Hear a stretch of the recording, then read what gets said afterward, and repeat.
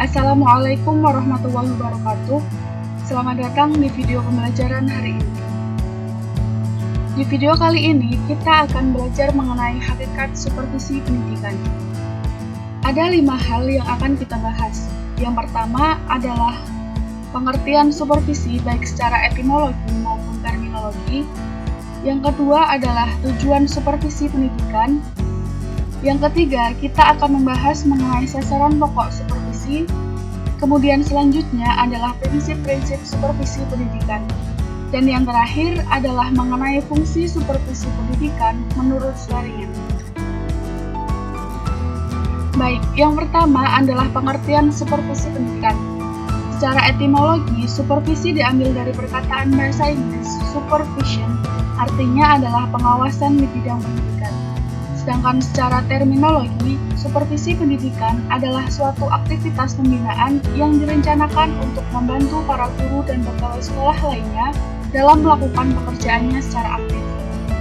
Dari pengertian tersebut, dapat kita simpulkan bahwa supervisi pembelajaran atau supervisi pendidikan adalah kegiatan-kegiatan kepengawasan yang ditujukan untuk memperbaiki kondisi-kondisi baik personal maupun material yang memungkinkan terciptanya situasi belajar mengajar yang lebih baik demi terciptanya suatu tujuan pendidikan.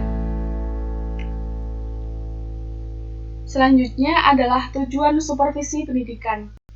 Ada 5 tujuan supervisi pendidikan. Yang pertama adalah meningkatkan efektivitas dan efisiensi proses belajar mengajar.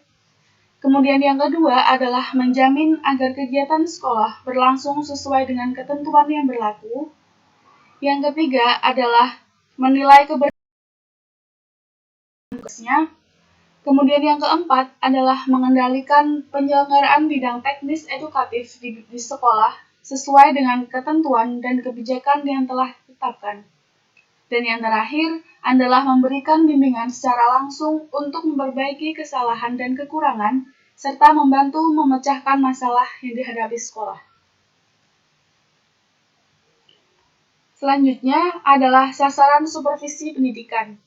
Ada 2 sasaran dalam supervisi pendidikan. Yang pertama adalah supervisi terhadap kegiatan yang bersifat teknis edukatif yang meliputi kurikulum, PBM atau belajar mengajar, dan evaluasi. Dan yang kedua adalah supervisi teknis administratif meliputi administrasi personal, material, keuangan, serta administrasi sarana dan prasarana pendidikan. Selanjutnya, kita akan membahas mengenai prinsip-prinsip dalam supervisi pendidikan. Ada 4 prinsip dalam supervisi pendidikan. Yang pertama adalah prinsip ilmiah. Ilmiah di sini artinya supervisi perlu dilaksanakan secara sistematis, terprogram, berkesinambungan, objektif, bebas dari prasangka, menggunakan prosedur dan instrumen yang valid dan reliable, serta berdasarkan pada pendekatan sistem. Kemudian yang kedua adalah prinsip demokratis. Demokratis artinya adalah pengambilan keputusan melalui musyawarah untuk mufakat. Kemudian yang ketiga adalah prinsip kerjasama. Prinsip kerjasama yaitu mengembangkan usaha bersama melalui sharing of idea atau sharing of experience, serta memberi support, dorongan, dan menstimulasi guru sehingga mereka berusaha tumbuh bersama. Kemudian yang terakhir adalah prinsip kreatif. Kreatif artinya setiap guru akan merasa termotivasi dalam mengembangkan potensi kreativitasnya jika supervisi mampu menciptakan suasana kerja yang menyenangkan, bukan menakutkan. Kemudian, kita akan membahas mengenai fungsi supervisi pendidikan.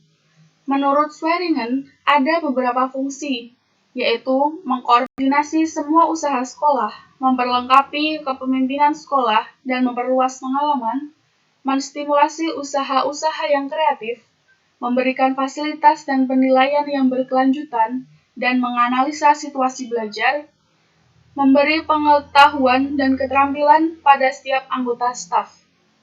Dan yang terakhir adalah mengintegrasikan tujuan dan pembentukan kemampuan. Nah, dari materi yang telah kita bahas di atas, dapat disimpulkan bahwa hakikat supervisi adalah upaya memperbaiki kondisi-kondisi baik personal maupun material yang memungkinkan terciptanya situasi belajar mengajar yang lebih baik demi terciptanya tujuan pendidikan. Fungsi supervisi dapat menemukan kegiatan yang sudah sesuai dengan tujuan, menemukan kegiatan yang belum sesuai dengan tujuan, memberi kegiatan tentang apa yang perlu dibenahi lebih dahulu atau diprioritaskan, diketahui petugas atau guru ataupun kepala sekolah yang perlu ditatar, dapat diketahui petugas yang perlu diganti, diketahui buku yang tidak sesuai dengan pembelajaran, dapat diketahui kelemahan kurikulum, mutu proses belajar dan mengajar dapat ditingkatkan, serta diketahui suatu yang baik yang dapat dipertahankan. Baik, sekian video pembelajaran hari ini. Semoga bermanfaat. Wassalamualaikum warahmatullahi wabarakatuh.